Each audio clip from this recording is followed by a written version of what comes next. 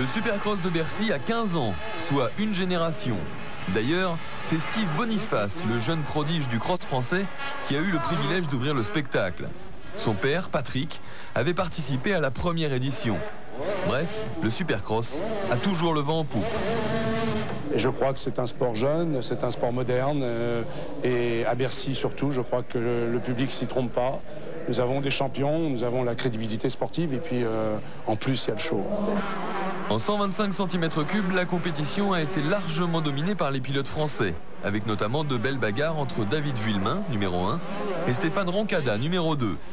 Sur l'ensemble des 3 jours, c'est Vuillemin qui s'impose, après avoir bien su gérer la pression de Bercy.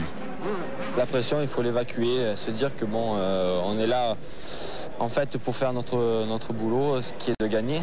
Donc pour moi, j'essaye de me concentrer au maximum et de ne pas faire d'erreur. Rouler les 10 tours qu'il y a en course, très propre, ne pas faire d'erreur. Et après, c'est là qu'on perd la pression, quoi. En fait, on n'a plus de pression quand on voit qu'on roule bien, et après, tout s'enchaîne, le public est avec nous, et après, tout est super à Bercy. En 250 cm3, en revanche, les Américains sont restés les maîtres. Et pourtant, les pilotes tricolores leur ont opposé une belle résistance.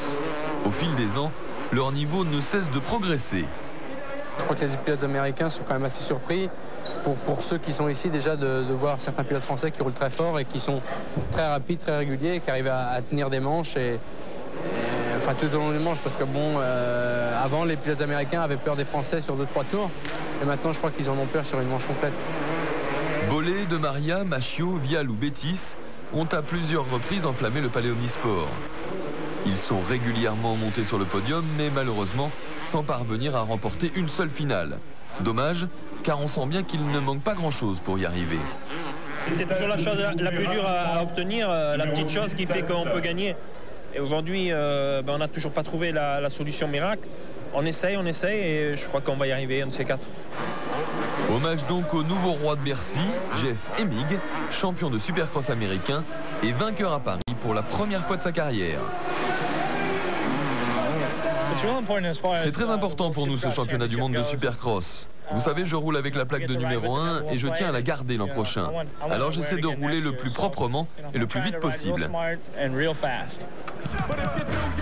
Énorme succès également pour le concours de saut, devenu en 3 ans une véritable institution à Bercy. À tel point que certains pilotes en ont fait leur spécialité. On a ainsi pu voir des figures impressionnantes. C'est avant tout du spectacle, puisque c'est pas techniquement c'est dur, c'est-à-dire que c'est la preuve qu'il n'y a pas beaucoup de pilotes qui le fassent. Il n'y a pas beaucoup de pilotes qui sont capables de rentrer des sauts du style double can-can ou knack-knack ou autre. C'est un spectacle, c'est bon pour le public et pour le pilote, c'est une récompense en plus. En plus, dans ce domaine, ce sont les pilotes français qui sont les meilleurs, alors on ne s'en lasse pas.